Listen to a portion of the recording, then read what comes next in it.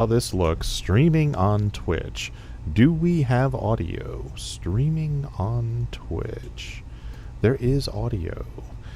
And I don't know why I'm talking like this now, but we are broadcasting on Dementia Radio now and recording. Welcome to Dementia Radio ASMR. Recording in 3, 2, 1.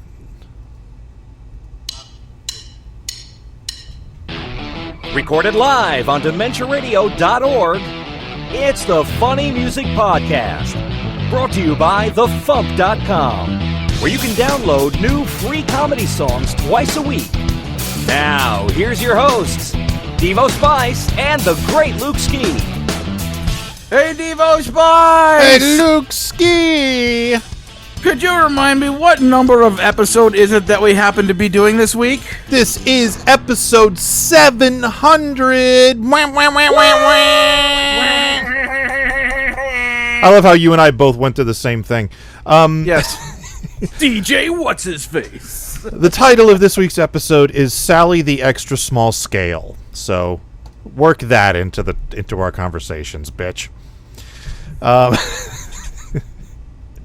Yes, this is episode 700. As is tradition with all of our 100Z episodes, we will have a best of clips segment coming up later in the show.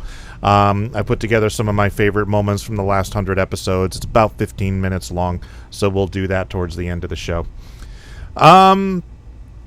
I have a pre-recorded episode with Bad Beth coming up later in the show. Paul Wensley was supposed to be joining us, but he's not feeling well, so unfortunately he won't be able to join us. So we wish him the best, and we'll play his song anyway, because we like him. So, let's do this.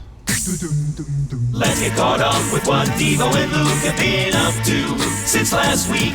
Or else Devo, if Luke bailed and didn't show up. Hey, what? Oh, he's right. So, Luke, what you been up to? Well, I saw the Marvels, and it was awesome! I was going to, care. and then I didn't have it. Unfortunately, I couldn't get away. I'm so sick of all of the knee-jerk posts that come out where it's like, Marvel's only makes $47 million and therefore it's a flop. It's like, if I made anything that made $47 million, right. I wouldn't consider it a flop. I don't understand. Yeah, that was my gripe on when I wrote Take Back the Music, because record labels consider an album that only sells 50,000 copies a flop, and I'm like, I would kill to sell 50,000 copies of my album. At this point, I'd kill to sell 50 copies of my album, so... Yeah, but Iman, who plays Kamala Khan, it's like, if you loved her in the, Ms. Marvel TV show, you will love her even more in this show. She is so wonderful it's so wonderful to see her thoroughly fangirl out over Captain Marvel. It's awesome. So great. And thank you to Wildcard for subscribing. And I'm wondering if it's I'm getting the duplicates, and I'm wondering if it's because I have all three of the things turned on. I thought there were 3 different alerts, but they may all be going on the same one. But anyway, continue, Luke. So yeah, so that was great. On Saturday, I had a fun day with some friends. I have been dating a lovely woman by the name of Kalani, and she lives out in Irvine, which, for those of you who don't know, L.A., the way the city's laid out, it's pretty darn far away. It's on the opposite side of Disneyland from where I live. We made plans for her to drive up to Burbank, and went out to dinner with Kyle and Lindsay and Erica, and then after that came back to my place, and then we had Tony and Garrett come over and join us, and we played a bunch of Jackbox games so that she could basically kind of get to know all of these crazy people I've been telling her all about. So so that was cool. There was a MarsCon ConCom meeting, and I don't really have anything new to report, since since the last time I said anything, but I'm basically at the time of year where I need to start figuring stuff out, so I need to start reaching out to people and figuring out things. And then today, I went to audition for a job at Knott's Berry Farm, which, for those of you who don't know, is the theme park out here in the greater LA area. It's in Buena Park, which is near Anaheim. So like Knott's Berry Farm existed before Disneyland did, so they're kind of like longtime rivals. And Knott's Berry Farm has like all of the stuff with the Peanuts characters at it. They have Camp Snoopy and stuff like that. So they're having a thing coming up at the end of January and throughout the month of February called the Peanut Celebration, and they want to do a show at one of their theaters there. Coincidentally, the theater is called the Birdcage Theater, and that theater has been around, over this whole long history of the park, and they've had lots of different like shows there, like magic acts and melodramas and comedians and stuff. And if you listen to Steve Martin's book Born Standing Up, he talks about he spent like 3 or 4 years working there, and like that was the first place he really sort of developed his comedy act. So cool. It's interesting. So anyway, so at that Birdcage Theater, they're going to be doing this thing where it's called Sketch School. So they need somebody who can be an artist and teach people how to draw the Peanuts characters, which, for me is relatively simple. And they're also going to have like a Peanuts trivia game show. So they need somebody to do that people to do that as well. So it's going to be kind of like an alternating thing on the stage, like, sketch school game show. So they were looking for people to fill those roles, and Kalani was just kind of Googling around trying to find things that maybe I could do for work, and she found that, and I was looking at that going like, so getting up on stage in front of people and talking about peanuts and drawing peanuts and showing them how to draw peanuts, it's like, and also Peanuts trivia, it's like, this seems like something that's like right in my wheelhouse. So I figured, like, okay, I'll go audition for it, and if I don't get it, it's not the end of the world. It's just this short gig, but for the sake of doing something different and trying something new, I'm gonna see what happens with this. Well, good luck, dude. So sounds awesome. Yeah, so I went there this afternoon to, and actually, like, I was not nervous at all about whatever the audition was going to be. My whole nervousness thing had to do with, they wanted me to bring like a photo of myself, some examples of my artwork. Fine, that's easy. But they also wanted basically a list of my performing credits and stuff like that. Like kind of, basically, sort of a resume. But it's just, so basically it's hard to quantify the things I've done in a way that could look potentially impressive, on that kind of a thing. So I came up with one version of what I thought it could be and posted it on my Facebook, and a bunch of people like Bonnie and Robbie Ellis and Ian and Heather Evie Anderson, who's worked at the Cedar Fair Parks people before. They basically gave me a bunch of feedback on it. So did you, Devo, and some others. And so after that, I, the next day went and I did kind of a revision of it. Posted that right before I went to bed last night, and then got up this morning because I went and got a haircut. And then when I got back from the haircut, I saw what everybody's final little bits of notes were, and then I made some final changes to it. And then I'm like, okay, cool, I need to head to Anaheim now. So that's, it took like 3 chances, but I finally came up with something that, and this was all about making this particular thing tailored specifically for this job. So it's not like I could use this. I mean, I could use this as the basis for other audition jobs, but, it's very geared towards the idea of like, hi, I can be a funny person on stage who can speak well and, improvise and, be personable and, hey, game show host kind of guy. But I also have like the drawing chops to handle, the drawing the peanuts. And then I also at the very bottom put, because I had, performing experience, and then I had art experience. At the bottom, I put Peanuts expertise, and I made a tiny URL that links to the video that Jared Perez edited for my song Snoopy the Dog. So it's like tinyurl.com/Luke Peanuts. Because I tried putting Snoopy, and I guess maybe they won't let me use that as the tiny URL because of copyright reasons. But Peanuts is a word that people can use. So, so I put down, it's like at the bottom, Peanuts expertise, Snoopy the Dog, Dr. Demento's #1 song of 2011, Logan Award winner, outstanding parody song, and then I put the URL for that. So if they wanted to like say like, oh, what is this all about? They could go see that video and realize like, oh, holy crap, this guy knows his peanuts. So, yeah. I think if So, anything will get you that job, them hearing that song will. Like, and so- at the and yeah, so yeah, the actual audition was pretty simple. Like the first they wanted me to like, just talk about yourself and your history with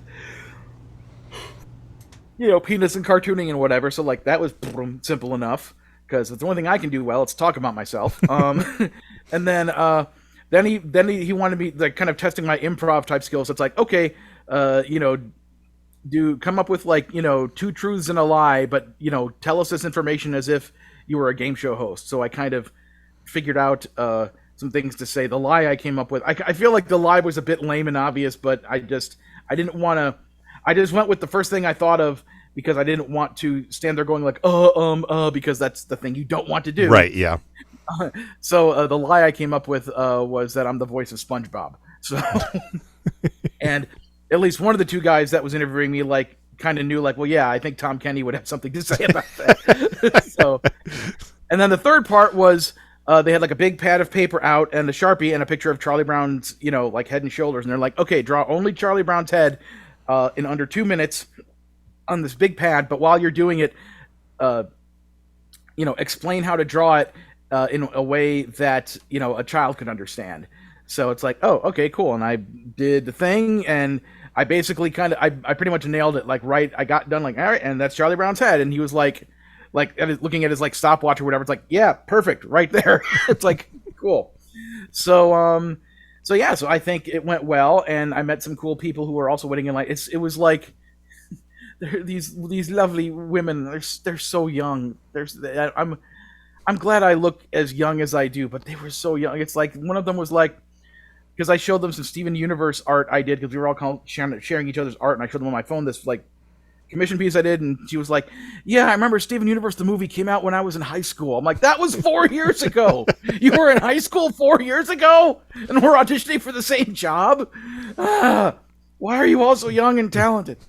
So, we all kind of exchanged each other's like Instagram stuff. And then the other funny thing that happened there was there's somebody I used to do comedy sports with in Kansas City named Jeremy Carter, and he's gone on to do some cool things. There's a improv podcasting troupe called Super Ego that includes like him, Matt Bronger, Paul F. Tompkins, and there might be another guy I'm forgetting, but basically like they've been doing this thing for years, and he's been living out here for years. And because I have friends that work at Knott's Berry Farm, and because I'm pretty sure I'm Facebook friends with Jeremy Carter at least, I knew that he was out there doing things, from time to time. So, but I don't keep like super close tabs on him. But I was sitting there, and and all of a sudden Jeremy like walked in, and like he and I haven't seen each other face to face in forever, and I just went like, greetings, Mr. Carter, and he looked at me with this kind of look of, I know you, but I don't know from where I know you, and I was like, oh, I'm Luke Sinkowski, and he was like,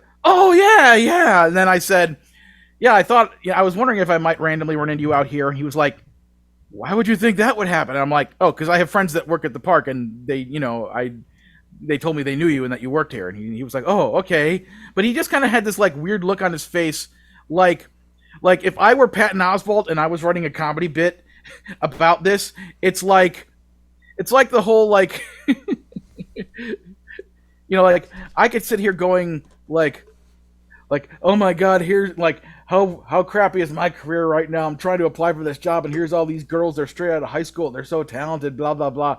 So I'm kind of picturing him looking at me like, oh my God, I've been in Hollywood for so long, and now I'm here, potentially, if he's there to audition for the same thing I am, it's like, oh my God, I'm Luke Sinkowski's here out of nowhere, and now I'm auditioning for the same job as him. Oh God, my career must be going horribly if he and I are in the same boat. It's like that was the kind of, from the look on his face, I'm thinking that's what, because he wasn't being unfriendly, but he also had like a really kind of disconcerted look of having come across to me in that situation. So I didn't bother. I mean, like, when I left after my audition, I said like, hey, see you around and whatever, and I left, and I didn't bug him. It's like, don't worry, I'm not going to try to like be your best friend now or anything. Just, So, I mean, in fact, I have to say, back in the day at Comedy Sports, he was one of the people that was like always really nice to me. So, I have nothing but fond memories of him. But you threw him for a loop. I mean, you really threw him. Yeah. So it's like looking back in hindsight as I get older. It's like I look back on those years and I say, yeah, I probably was, being like a super neurodivergent, probably autistic, like over exuberant fanboy about like, yay, improv me, pay attention to me, but like, I was just being like super obnoxious, and people at the Comedy Sports Club kind of, suffered me to varying levels of, whatever they could deal with and however nice they were to me, and lots of people were nice to me there, but I'm kind of assuming that like when I wasn't around, that I was kind of like the butt of many jokes behind the scenes of like, oh God, Luke, he's, or whatever. And then to have me suddenly like, pop back up in his life like the boogeyman like this. It's like, it's okay. I'm not going to curse you. I'm just here trying to get a gig. Those horror movies that they remake 25 years later? And yeah, it was that kind of a look. Son of Chucky or something like that. I don't know. So anyway, they're gonna let me know within 7 to 12 business days. So that would be, I'm assuming they're saying it that way because Thanksgiving holiday and all that shiz. So probably by like end of the first week of December, I'll probably hear back. And then there's the rehearsals are start in mid-January, and then the shows run from late January to the month of February. So, because, I got plenty of free time in January and February. I don't have anything I have to plan or prepare for or anything during that time. Yeah, you'll be fine. Yeah. You can do what I did. Just do all the planning when you get there. It's fine. It works out great. Yeah, it's like I have no idea if this is going to be like them trying to book me to work 5 days a week or just 1 or 2 days a week or whatever. So I still need to work the same amount of days a week to, pay my rent and bills and stuff. So I don't think it'll really impact me too much, one way or the other, as far as having, I'll probably still have the same amount of spare time, I'm assuming. But whatever. Anyway, so what have you been up to, Devo Spies? Well, I recorded an episode of Escape from Walt Disney with Tony Goldmark and a couple other cool people. And this, I think, is my third time on the show. And the first 2 times, the things we watched were not good. So I do not have a good track record on the show. And I'm not going to tell you whether this one was a good one or not. But I'll just leave it at that. So this is a Christmas episode. So it'll probably be in the feed February. I'm gonna guess the way Tony posts his episodes. He's just now posting the Halloween ones. But that was a lot of fun. That was very cool. I was on the show with make sure I got their names right. Zach Hurst and Veronica Vext, and it was fun. It was a lot of fun. It was one of those things that went really long. Did Zach do his Hawkeye bit? He does this recurring bit now because it started on an episode of the Hawkeye series where it was like him trying to explain to Yelena like what had happened to her sister Black Widow, but like every time he tries to explain, like he has to go back and like no, and he does it in this like weird funny voice for no reason. It's like, so it's like she was at a cliff and we had to jump, but wait, no, I have to explain. Captain America in the 40s, there was a thing, and then there was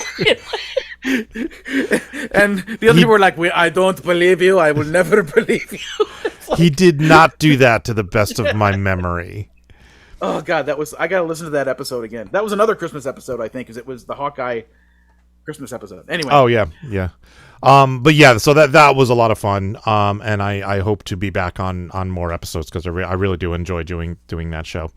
What I don't enjoy doing is going into Wells Fargo to deal with identity theft fraud. So I did that today. I finally got a copy of the police report that I filed earlier this month, and I went back in. Because they told me I was going to have to go into the branch to deal with this. So I went into the branch, and the branch is being renovated, and like half the people are gone. They're very understaffed. And I walk in and I go up to the guy and he goes like, well, you can call this number and they can fill out a fraud report. And I'm like, let me stop you right there. I've already done that. They denied it and said I had to come in person. So here I am. And so I explained what happened yet again. And the banker who was on site, they only had one guy there today. He was, I think he might have been the same guy I initially dealt with, but I'm not 100% sure. But he took all my information, disappeared in the back for a bit, and then came out and said that he opened a new case with like the corporate fraud department, like it's a higher up fraud department. And he said they'll do a deeper investigation and do a faster job with it. And I should hear back in like 3 or 4 days. So we'll see. And if this doesn't resolve the situation, then I'm going to the feds and I'm just going to file a complaint. There's I can't remember the name of the organization, but there's a regulatory body that when you file a complaint with about a bank, they go and kick the bank's ass, and the banks take it very seriously because they can be fined a shitload of money if they don't comply. So I'm going to go right to them if this latest fraud thing doesn't get resolved, because this dude opened a checking account and a credit card in my name, and the other thing I got back from Wells Fargo was like the thing that said, hey, we looked in the investigation and everything's fine. See, here's all your information, and they gave me the application that he filled out that opened the account, and I'm like, yeah, that's my social security number, that's my date of birth, that's not my mailing address, and that sure as fuck ain't my signature. That's not even close to my signature, like not even close. So I have all this evidence, and I'm also planning to report it to the FBI. So I'm hoping that they can track this dude down and maybe arrest him, because fuck people like this. Yes. And I finally finished watching Ahsoka just last night while I was stuffing FuMP CDs. So that's how I get caught up on television, is I stuff FuMP CDs. So I finally finished that. Now I got to watch Loki. I got to finish watching Chucky. God, I have so much to watch, and there's so much. There's more stuff constantly coming out. What did you hear? I watch. So yeah, What If Season 2 is coming out on Disney Plus on December 22nd, and rather than doing one episode a week, they're going to do one episode a day for 9 consecutive days. Nice. I still haven't seen season 1. That's also still on my list to watch. So good. Yeah, it's so good. I'm gonna watch that. So, all right. So I forgot to say earlier about my the job thing. So when I went in to do that thing, I was drawing Charlie Brown's head on like this giant, big, mat thing, or pad thing. And, before I went in, I was drawing all of these, like kind of little drawings of the Peanuts characters and stuff, including Charlie Brown's sister here. So you can see that compared to the other one, that's Sally, the extra small scale. Very nice. There you go. And that's how you do it for 700 episodes. Good night, everybody. And on that note, how about some smut? Yay! All right, here is the latest of the Tom Lehrer covers. This is Smut by Bad, Beth, and Beyond, followed by a roughly 9-minute interview. Woohoo! Smut. Give me smut and nothing but a dirty novel I can't shut if it's uncut and unsut. Oh, I've never quibbled. If it was ribbled, I would devour where others merely nibbled. As a judge remarked the day that he acquitted my Aunt Hortense, to be smut it must be utterly without redeemed social importance. Pornographic pictures I adore, indecent magazines galore. I like them more if they're hardcore. dolls, postcards, neckties, pasta, squeaky rubber chickens, electric toothbrushes, more, I'm never satisfied. Stories of tortures used by debauchers, lurid, licentious, and vile, make me smile. Wouldn't you like to know? Novels that pander to my taste for candor give me a pleasure sublime. Let's face it, I love slime. All books can be indecent books. The recent books are bolder for filth, I'm glad to say, is in the mind of the beholder. When correctly viewed, everything is lured. I could tell you things about Peter Pan and the Wizard of Oz. There's a dirty old man. I thrill to any book like Fanny Hill, and I suppose I always will, if it just will and really fill thee. Who needs a hobby like tennis or philately? I've got a hobby, rereading Lady Chatterley. But now they're trying to take it all away from us unless we take a stand, and hand in hand we fight for freedom of the press. In other words, smut, I love it. The adventures of a slut.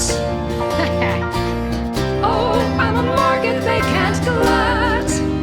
I don't know what compares with smut. Hip, hip, hooray, boom, chicka, boom, boom. And while we're at it, the bluest eye, the catcher in the rye, all boys aren't blue, and Charlotte's Web too. Don't let them take it away.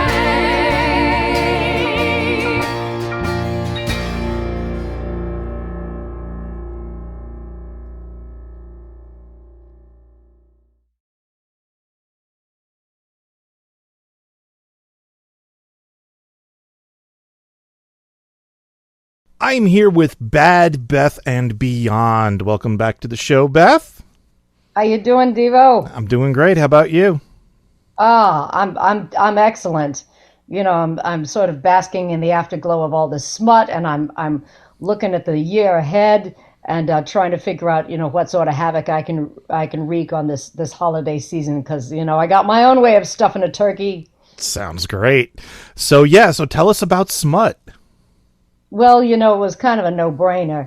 You know, as we mother fumpers, you know, we all had to pick one, and it was kind of the obvious choice for me, because Mr. Tom Lehrer and I, we get it. We got this understanding. You connect on a deep spiritual level. I understand. Yeah. It's not always a great word, you know. In if you talk to somebody in Iowa, some sort of corn farmer, it actually means something bad. Did you know that? It's like a blight on a corn crop. I've heard. Yeah, I've heard. I can't imagine. I can't believe it. But yeah, I've heard such things. Yeah, it's actually a bad thing, you know. And if there's a blight on the corn, this just leaves this gaping corn hole that needs to be filled. Needs to be filled. Yes. Where you want to toss it. Yeah. So, but if you take away the Iowa farm crops and everything like that, you know, it's who doesn't like a little bit of smut? Exactly. It was funny when we started this project and people started claiming songs. It was like, oh, I want this one, I want that one, and I saw Bad, Beth, and Beyond wants Smut, and I'm like, yep, well, okay, sure, yep, that absolutely is the right choice for that song. Yeah, I didn't really even have to take too many liberties. It was just like, you know, this man, this is my guru. You know, he gets me. Yeah. You know, we all have those songs that make us feel a little more understood, you know, for the people who I used to beat them up and take the lunch money, you know, they were always like identifying with like subdivisions from Rush, you know, it's so, you know, they owe this to me because I turned them on to some great music by making those dreamers and misfits feel so alone. That was my contribution to society, so they could identify with Rush. But now it's like I have found somebody who gets me. Yeah, and I love the updates you made to the very end of the song. Yeah, because, you know, it's not smut. Like he says, it's in the eye of the beholder, but there's a lot of books, a lot of great books that people are trying to take away from the shelves. I'm like, Charlotte's Web? Are you kidding me? Do you know what? Did the spider like leave the word dildo in her web? Like what is that about? I don't think I read that edition of Charlotte's Web, but I did read it in high school. But, Well, I am considering my own little bit of fanfic, because that's some pig, let me tell you. okay. All right. Looking forward to that. Yeah. Yeah. So I see you kidnapped Josh again and got him on the piano. I did. He came most willingly. He's got a little bit of experience with Tom Lehrer himself, but it was nice because this time I didn't have to use the giant butterfly net. I didn't have to use the glue traps that are disguised as piano keys. I didn't have to do none of that. I just sat there and I yelled at him in front of a whole bunch of people, and he just came willingly. It was awesome. That's wonderful. Yeah. It's great when, your partner knows his place in the song. Yeah, the thing is, I don't know about a partner. I had to steal that blonde bimbo, Beth Patterson. I had to steal him away from her. I meant musical partner, like. Oh yeah. Absolutely. Yeah. But then when we were at it, we got him to play on for Dr. Pinkerton. So the two of us, like Dr. Pinkerton and I, for once we were on the same side. It's the only time we're ever going to be on the same side. Then we're going to go back to trying to kill each other again. Okay. Like we do. Fair. Yeah. Yeah. But we enlisted him on our Tom Lehrer songs. But I like the mixture. You got the bouzouki, bass, and piano, and it creates a very unique sound I don't think I've heard before on a song. We've done a little bit of that, with the bouzouki. That's, it's going to create a unique texture no matter what, because let's face it, everybody needs a bouzouki. They just don't know it yet. They just don't know it. And you didn't go with the electric bouzouki this time like you've done in the past. Well, I used the electric bouzouki on Dr. Pinkerton's because, I try to say, I always talking to Dr. Pinkerton, I'm like, hey, do you want this acoustic one? But before I can get a word in edgeways, he's like, silence! I'm like, okay, you go on there with your little ego trip. I'll just get my electric for that one. You can go back to going, silence! He does that a lot. Yeah, he does. Yeah, I've heard that. Yeah. It never works, of course. Of course. Yeah, of course. Yeah, I haven't had the pleasure of tracking anything for Dr. Pinkerton yet, but maybe someday. Oh, yeah. Of course, I need to learn how to play an instrument first, but, the details. There are a lot of people who don't play their instruments, or they hire ghost musicians, session. They get ghost players. If you really want to get a ghost player, I start with a really good Ouija board and some high-tech recording equipment. Of course, you might. There's no telling what kind of ghost. You might get some ukulele or some shit. But you'll get. You can. It's cheaper to get a ghost session player. I do still have my recorder. I bought a recorder about a decade ago for a Doctor Who song. I think it's over there somewhere. And I remember how to play Mary Had a Little Lamb on it. So maybe we could do something with that. It's not the notes, it's how you execute them, because leave it to me and I will make Mary Had a Little Lamb the most evil thing you ever heard. I believe it. Especially if she had a little lamb, then there are a lot of shepherds looking very suspicious, checking out the rams, trying to see what was going on there. It would be not quite a little lamb, it would be a human lamb hybrid. Yes, that's a good premise for a horror movie, actually. Oh, there is a New Zealand horror movie called Black Sheep. Yes, and I have not seen it yet, and I'm killing myself because I've not seen it. I heard about it when it came out, and I haven't had a chance to see it. Oh, yeah. Of course, you talk to the Kiwis, and they want to be known for other things, not just the sheep. They got all these great things. They've got the haka. They've got a rich tradition in the Maori. They've got the pavlova. Yeah, I'll let you in on a little secret. If you're ever playing for an audience where there's both Australians and New Zealanders in the house, ask one question. Say, who invented the pavlova? That's the best way to start a bar fight. Just sit back, ask Which country invented the pavlova? You will start an instant bar fight between the Australians and the Kiwis. I'll keep that in mind. I am nothing if not useful for how to sow chaos. All right. Good to know. All right. So do you have anything you'd like to plug? Well, there's always something that I would like to plug. Of course, I've got this Smut song that I hope everybody will check out and listen.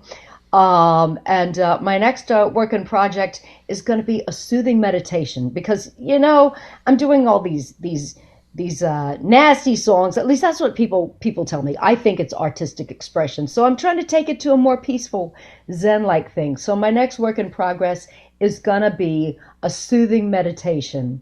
Bad Beth and Beyond's soothing meditation.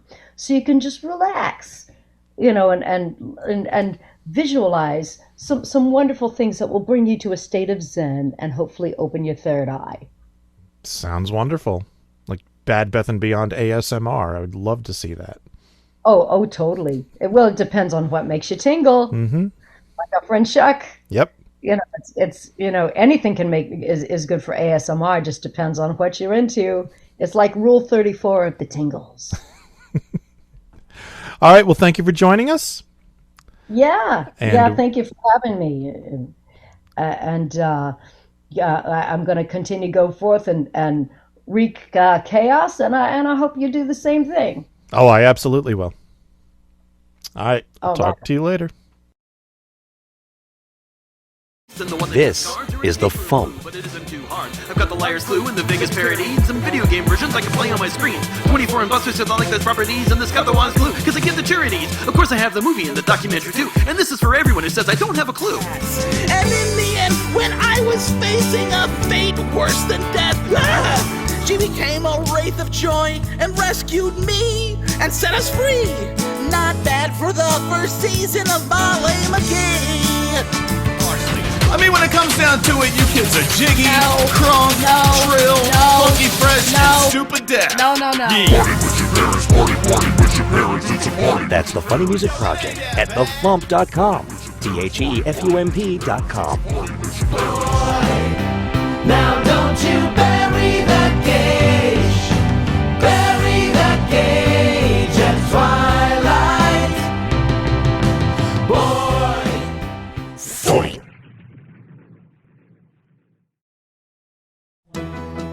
Time for funny music news. Something.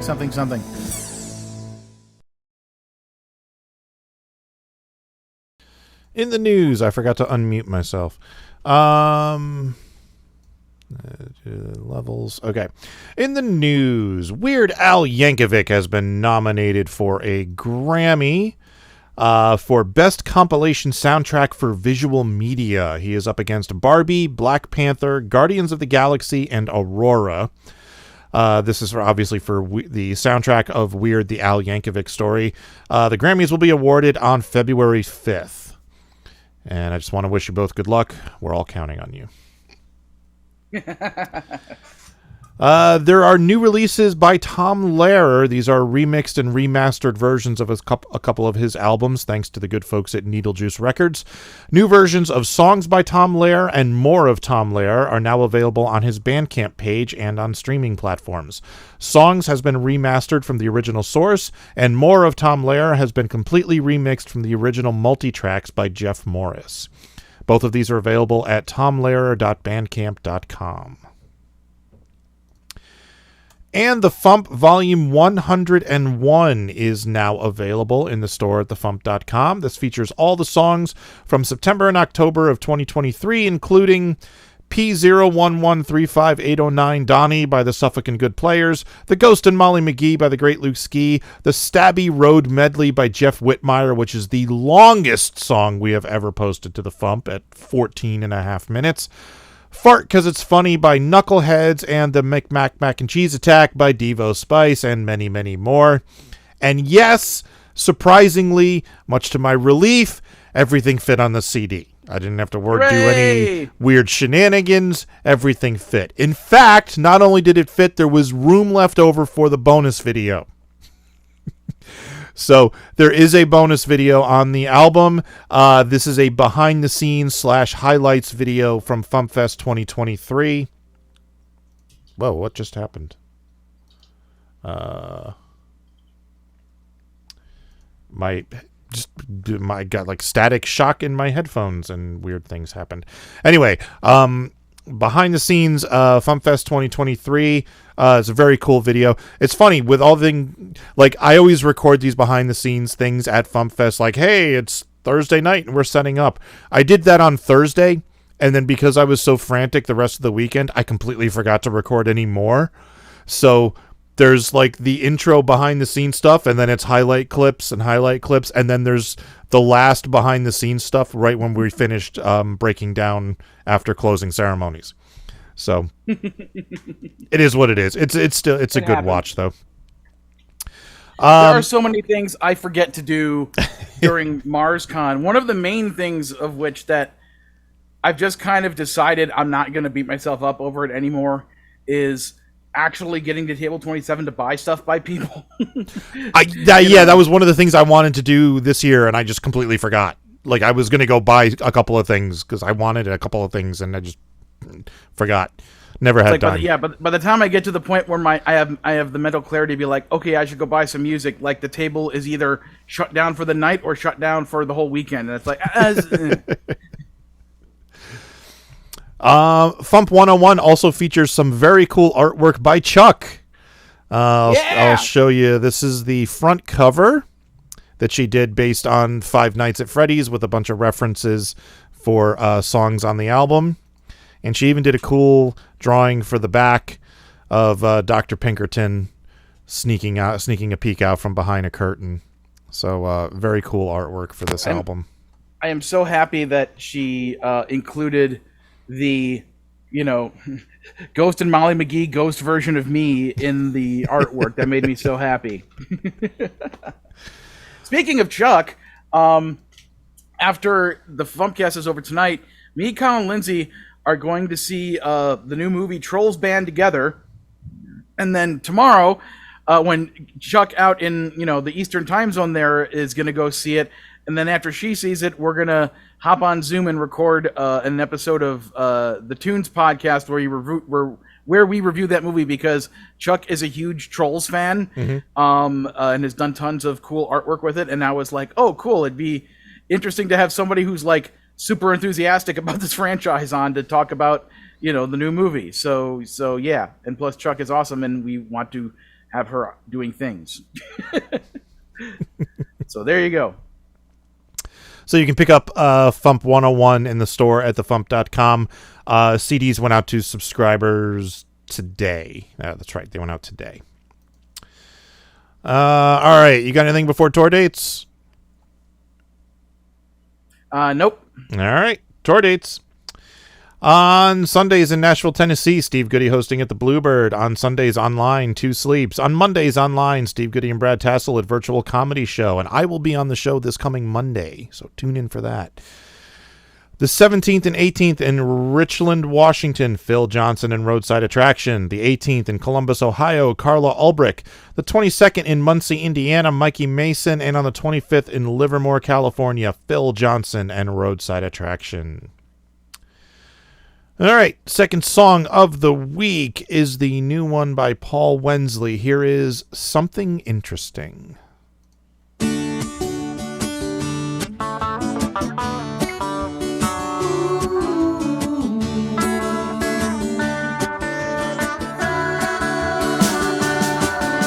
Well, help me say something interesting. Well, something to make the people go, whoa. Well, help me do something fascinating.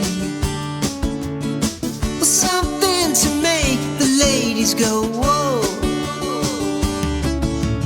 Ooh, Oppenheimer made bombs, big bombs, but it pissed me off if on top of that he had a big gun. It just wouldn't be fair.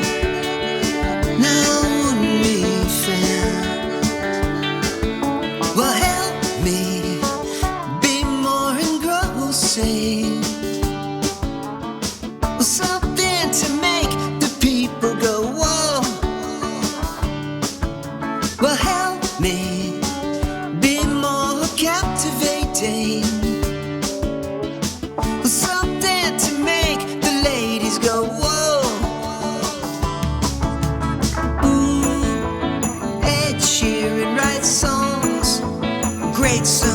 But again, it'd piss me off if on top of that it was a well home. We're not the same. It's lame to think, man with a big dink, he got his own problems. He got his own problems. Whoa, yeah. Yeah. I hope it works out his problems. But what about mine? Well, help me. Say something interesting. Something to make the people go, whoa. People go, whoa, yeah. Well, help me. Do something fascinating. Well, something to make the ladies go, whoa, yeah. Make the ladies go, whoa.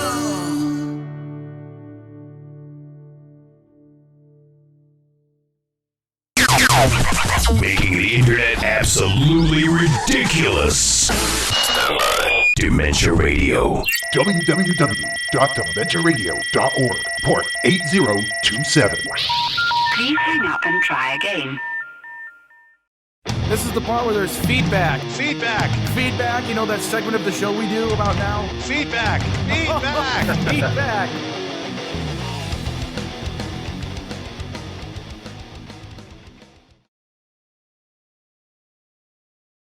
Feedback. Oh, I forgot to unmute myself again.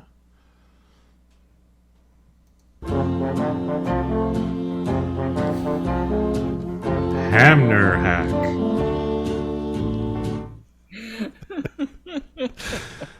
Hamner hack wrote, this was a YouTube comment, actually. This is a comment to show that the comment section of the FuMPCast works. So thank you, Hamner hack. Hooray. And Baramon says, like, subscribe, and use your free Amazon Twitch Prime subscription. Support your local comedy musicians. They are doing God's work. Amen. Baramon says, Traction Park, you have to have stories, Devo. Share. Okay. I don't have anything too juicy or too gory or anything, but I went to Action Park once in high school with my father. It was just the two of us. And they had this slide that it was in the, like, they have this whole area that's kind of like a jungle area where they have, like, rapids that you ride with tubes, and there was a cliff jump and a tunnel slide and a couple other things. They had this one slide that's actually still there, but it's been closed for several years now. And it was just this big, long, flat slide that kind of went under a cave tunnel and then just into the water. It was probably maybe 100 feet long. And the last few times I went on it, they let people down one at a time and then made sure that, you know, there was room at the bottom. The person had swum away before they let the next person down. Not when I was in high school. Nope. It was every man for himself on this slide. And it was just mobs of people diving onto this slide and going down all together and, you know, ending up in a ball of flesh at the bottom of the pool. So my father, I went down the slide. My father came down right behind me. I'm frantically swimming out of the way because there's people coming down right behind us.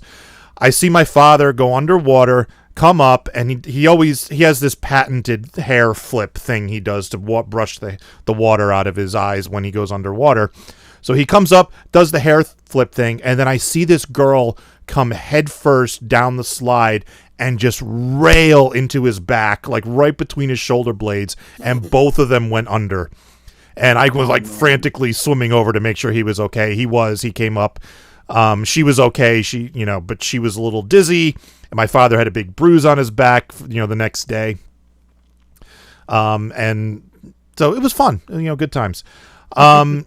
I did get to go on the tunnel slide that dropped you 10 feet into the air over the mountain stream. I did not know that's what it did when I went on it the first time, because holy shit, that water is cold. It's literally melted snow coming down off the top of the mountain that forms this little pond that they put this, the tube slide. It was just a tube slide, and it went down underground around in a 360-degree circle. I think, I'm not entirely sure, but I think it did, and then shoots you out the side of a cliff 10 feet off of the water. And there's no water running down the tube. They just spray you with a hose, and then you go in the tube.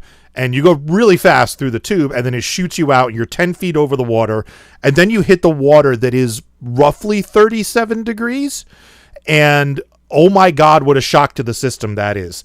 I believe in the documentary they talked about people having a heart attack on this and the Tarzan swing, which was right next to it in the same body of water. But yeah, I can totally believe it. It was like, not knowing that was coming, it was insane. The other thing that happened to me was I fell off the Colorado River raft. The Colorado River is still there. It's still functioning. That is just a tube rapids ride, but it's a big tube that sits 6 people around, I think. It's been a while since I've been on it. They give you a helmet as you go on it, because you can fall out of it. We went into this. It's one of those things that has like multiple branching trails you can go down. So like you can go one way, or the next time we rode it, you go the other way. And one way goes like into this tunnel, and we were trying to get into the tunnel because we wanted to go into the tunnel. We finally get into the tunnel. We hit this big bump, and I just went right off the side. And I managed to reach up and grab onto one of the handles. So now I'm being dragged down, this. It was actually fairly rough bottom, because I think it had like that fake grass stuff on the bottom. But I got dragged along until we hit a place where the raft slowed down enough that I was able to climb back into it. And I did see the loop slide in person, but I was never able to go on it. It was never open while I was there. But I distinctly remember riding up on the chairlift that they had to get to one area of the park, and down below me was this tube slide that went down through a vertical loop and then into what was supposed to be like a concrete pool filled with water, except it was empty because it wasn't open. And I was like, oh, I need to go on that. And having watched the documentary, I'm glad I didn't go on that, because that was painful. And apparently a lot of people lost teeth on that slide. But I do recommend the documentary. It's called Class Action Park. It's on HBO Max, or at least it was when I watched it. I don't know if it's still there. It's only like an hour long, but it's a good documentary. So, all right. More feedback. Alvarant wrote, so what is Beth going to do now that Bad Beth and Beyond is now closed? Will she have to change her stage name? So unfortunately, I didn't see this comment before I interviewed Beth, so I didn't think to ask her. And I honestly didn't know that Bad Beth and Beyond closed, because I don't shop there. Why would I care? But so to be clear to people listening, the question is about the store called Bed Bath and Beyond. Sorry, closed. Yes. Bad Beth and Beyond has not closed. Yes. In fact, with a song like Slut, it's safe to say she's open. Yes. So she will never close. So Bed Bath and Beyond is closed, and the only thing I can think is that this will be good for her, because her name may now be Googleable. Like if you Google Bad Beth and Beyond, it says, "Did you mean Bed Bath and Beyond?" and you get all the Bed Bath and Beyond, results. It doesn't show you anything from Beth. So hopefully this will help. And finally, Draconis alert. Draconis alert. Draconis alert.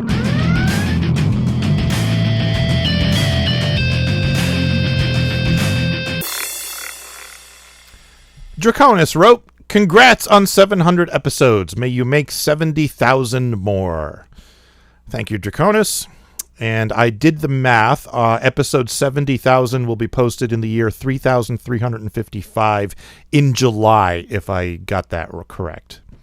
So look forward to that. Assuming the Earth stays on its axis. Yes. And Yes. I don't know who will be hosting the show in the year 3355. Hopefully not still me, but maybe we'll see. Don't you know the future of entertainment is AI? They're going to make AI versions of you and me that will live forever. That's what I call hell. All right, that's it for feedback. What do you say we play some highlights, huh? Yeah, highlights. All right. So these are just things that I kept track of as I listened back to the show, things that I thought were entertaining or funny. And I tried not to do too much to make it too long. This clip runs about 15 minutes long. So here is best of stuff from episodes 600 through 699. Draconis alert. Draconis alert. Draconis alert.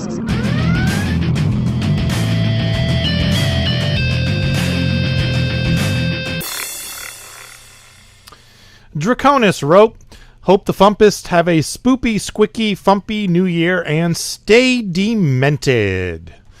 Thank you, Draconis. And that is all the feedback we got this week. You know, and it occurred to me we would get a lot more feedback if we made a custom intro for every person who leaves us feedback.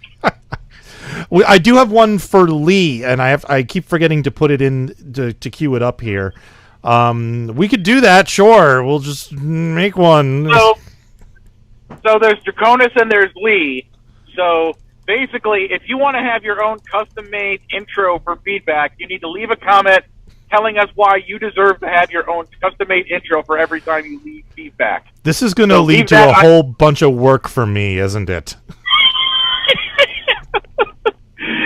Well, it's really up to them now, isn't it? If you really want to make a bunch of work for Devo, leave a comment at this episode. I hate all of you. I hate you guys. Hate you guys. But I do need to tell this one story, because it happened. On Reddit, where I spend most of my downtime, somebody posted in some forum, I forget which one, that due to their chemotherapy, they don't have fingerprints anymore. And it was a video of them trying to use the fingerprint scanner on the iPad. And silly me remembered back when these iPads, fingerprint scanners first came out. And I was like, hey, fun fact, you can train those things to work with your nipple. And I was like, yeah, that's, amusing little comment. And then 20 minutes go by and I see a notification that somebody replied to my comment. And it was somebody saying, dude, she's got stage 4 breast cancer. Oh, man. And I went, oh my God. Oh shit.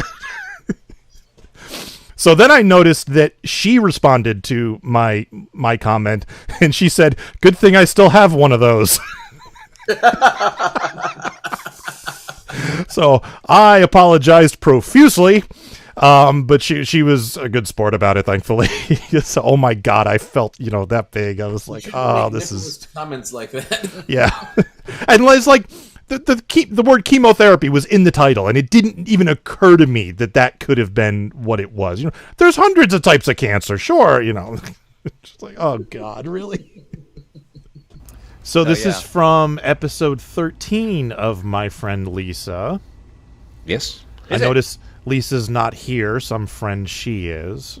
I know. Well, we won't make excuses for her. That's she's got to own up to that herself, I think. Yeah, actually, tomorrow we're recording episode 17. Oh, okay. So we're up to that, and we're in talks about doing a live streaming show with actually charging admission with video and all that stuff. So that's neat. May or may not happen. We'll find out. But yeah, could be cool. So is that news to me? It's news to me. I never heard a thing about it. News to me. Thank you. Yeah, basically because it hasn't happened yet. It may just disappear into the vapor, but if it happens, it'll be really cool. Yeah. So is that? I'm gonna need that soundbite though for my next Zoom call. That's news to me. That's excellent. Please record that. Put that on vinyl. Don't worry, I will absolutely be cutting that out. We need to release every FuMP song as an NFT. You see, and then that's where the money is. Yeah. It's a novelty. It's a novelty funny track. Ooh. Hey, I like it. What it is, it's a non-fumpable token. Non-fumpable token. That's yep. Lady! Your points for Mr. Mezzalista. I need to go to the pharmacy and get some of that non-fungible stuff for my toes. Gold bond cream for all your fungible tokens. Yeah. All right, so you posted a song. I did. Give us a quick... posted a song on Carrie Dolby's birthday. Yay! Happy birthday! Yay! We wished her a happy birthday to Carrie week. Dolby. We wished her a happy birthday last week. It's fine. I'm doing it again now. You can do it again. You're allowed. And so this song, I'm going to give a brief intro and then we'll play it. This song was actually conceived by Carrie Dolby and then forgotten about and then redone by me. So this is a thing for that's on my new album, Illinois. I just got to say that I am a fan of things that Carrie Dolby has conceived. So just call me the unthinkable Uncle Hungry over here. Yeah. There it is. Schaefer the Dark Lord's new album, The Derelict Craft, has been released to his Patreon subscribers. I think it's hitting Bandcamp tomorrow. And I listened to it earlier this week, and it is a really great and moving piece of art. It is amazing hip-hop music. It's, as always, like, he's just the best. I need to listen to it a second time, but there was nothing on there that I think would kind of stand out as like, oh, this is a comedy song, or whatever. So it's from that point of view, it's for those of you who are laser focused on that specific point of interest.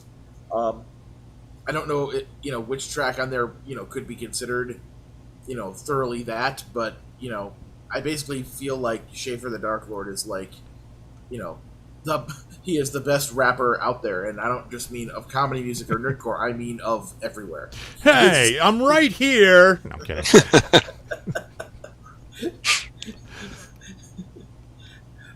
Look, it's maybe the next time you do ridiculous rap suggestions, I'll suggest the Derelict Craft, and then you can see what you come up with. Okay. And then you can compare and contrast and stuff like that. But we had some technical difficulties before the show with sound, and I have no idea what happened. It just didn't work, and nothing had changed, and then nothing I did fixed it, and then it magically started working again. Isn't technology wonderful? Hooray!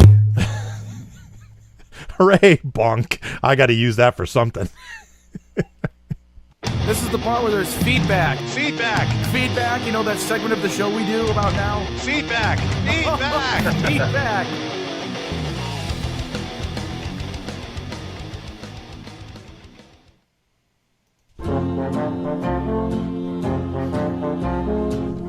Hamner hack.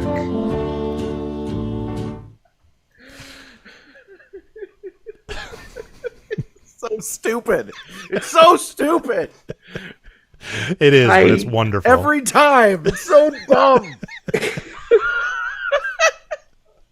Watching Luke's face explode when all of that happened, I was not prepared for what I heard and then what I witnessed. And it's magic. All of that just happened was I am a changed man forever. Yeah. So I'm singing harmony vocals on this, and the way to get me to sing harmony vocals is to have me you play it for me so I hear it, and then I immediately have to attempt to sing it before my brain etch-a-sketches it out, and I start trying to sing the lead part, and yeah, that takes a lot of time and practice for me to sing harmony parts. I mean, I used to be in choir in high school and stuff, so it's like, I know I can do it with practice, but when do I have time to practice anything? So basically, we've attempted to do this live once, and I totally screwed up 66% of the lyrics, or the notes, I should say. So we'll be practicing that a lot more. Yeah, we should before have it for MarsCon. MarsCon, hopefully. Yeah. Years ago, I was performing with Worm Quartet, and we were doing I Don't Give a Shit About Your Website. And at the very end, we have to harmonize. He's like, I don't give a shit about your motherfucking website. Yeah. And I was so far off. Like, it sounded terrible. And Shoebox just said, don't harmonize with rappers. And then I, without missing a beat, I just went, bite me. Nice. Oh, you reminded me of something, and I can't remember what it was now, so clearly you didn't actually remind me of something. You do a terrible job of reminding me of things, Devo, and you should feel very bad about yourself. I'm sorry. I suck. Okay. Just ask my wife. Oh, and let me give a tip to people who are going to be donating to the Kickstarter. I didn't realize this until it got to like the next step, but that you can do add-on things. So, because I was trying to figure out, it's like, well, I want a CD, and I want the video game T-shirt, and I want the vinyl. How can I get all three? And I was, kind of weighing my options, and I made my chart and everything. And then I realized, oh wait, I can just get the CD and T-shirt combo, and then do the vinyl as an add-on, and that would be like, that would save me some money and make sure I still got all of the things I wanted the most. So. I love that you made a chart, because I don't even think Shoebox made a chart. I did not make a chart. No, this is I'm honored, but I made you make a chart. So, and I'm willing to bet. I mean, I have known you for how long now? At least 20 some odd years. Because you knew me before I had a kid, and he's an adult now. So when? Oh my God! So 2002 probably, right? Because we met like right at or 2003 maybe, because we met like right after the whole Funny 25 thing. Yeah. In 2002, I reached out to congratulate you, and we started talking after that. So 2003, I guess. Yeah. Is this the first time that something I have done has caused you to make a chart? Something that, like, solely you have done, yes. You are a part of other charts I've made. I do. I'm in charts. I have a chart of all of the people who have ever been guests at MarsCon, so I can keep track of, like, okay, who's all been here, what years were they here, what, were they ever the guest of honor? So I have a special, like, color code for that and all that stuff. Just so I have one of those too. Yeah. So, so yes. So yes, I make charts. Okay. Now I think what you should do is you should put out a hardcover book, like collecting all of your charts, and just. I mean, like it's like Disney puts out all those books, like the Art of Frozen. These would be the charts of Luke Ski. The charts of Luke Ski. There you go. All right, I need a topic for this week's Spotify playlist. Any suggestions? Charts. I don't think there's enough songs about charts. Oh man, I can't wait for the internet to prove you wrong. How about math? Yeah, I had to. I wrote all the tunes in a specific key for the Elvis medley, but then Dale came back to me and asked me last week could I transpose a couple of them down. He was being a real adamant crow about it, so I had to actually bring the key down in order to the voice. You see, and that's how we do these things. Does the void come down? And that was too far down. That was pre-COVID, right? That was before you got sick. It's pre-COVID, but I was like, I had the adrenaline of a live show, and I was like hitting the notes and everything, but it was like, So it's like, okay, there's a difference between I can sing this, I can do this. Yeah. It's really high. But we got computers, so yes. I was with. Make it work. I was sharing a room with the Library Bards years ago at, I believe it was RavenCon, and it was like first thing in the morning, and they were going to practice some songs from their set, and like Xander had just woken up. Now Xander is a phenomenal singer, and so is Bonnie, and I forgot what song they started singing, but the first thing out of Xander's mouth was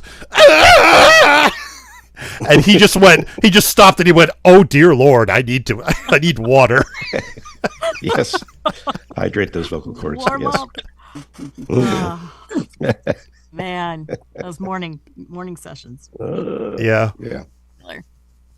But it was nice to hear somebody, who can sing, who's a really good singer, sound worse than me. It was very empowering, Yes. I would have very odd children if I did have children. I mean, I have very odd children, so yeah. Yes. Kind of figured. But it had nothing to do with Raffi or the style of music, because they don't like the music that I listen to, like at all. What is it about kids and we liked good stuff. Don't kids understand that? Our music is very good. But darn those kids today. Well. No, it's not that my kids have bad taste in music, because they don't. It's just they don't like what I listen to. Yes. Yes, I'm sure your kids have perfect taste in music, but everyone else's kids. Like I was driving my oldest to school, earlier this evening, and he was listening to like alternative punk, like modern punk rock stuff, and it was really good stuff. And I can dig that. I didn't recognize any of the bands, but I liked what I heard. So there is still hope. At least it's not mumble rap. Thank God none of my kids listen to mumble rap, because that would that will not stand in this house. No child of mine. Right? In my day, rappers enunciated. Yeah. You will put effort into your songs. They used vowels and consonants, consarn it. You will wake up before recording your vocals. So you will make it known distinctively that you like big butts and that you do not lie.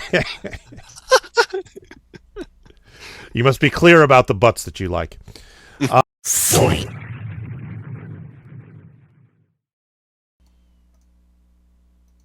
And there you have it.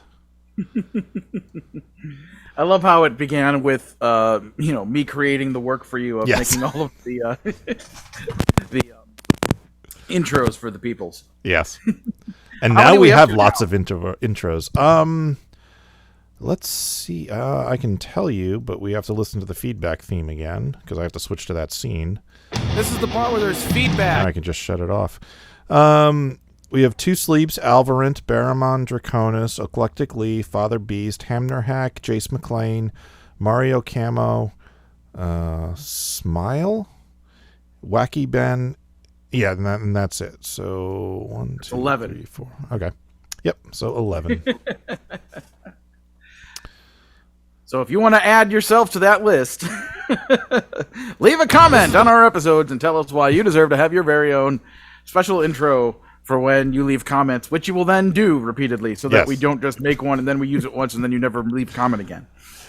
One thing I wanted to mention about that compilation thing, if you haven't seen the video of our interview with Ookla the Mock, where we get a tour of Adam's basement, go look at that video. It is astounding. The reason I didn't put it into the compilation is because it kind of doesn't work well in audio format, which is how most people listen to this show. But go to the YouTube channel. I unfortunately, I don't remember which episode it was. But wait, maybe I can figure it out.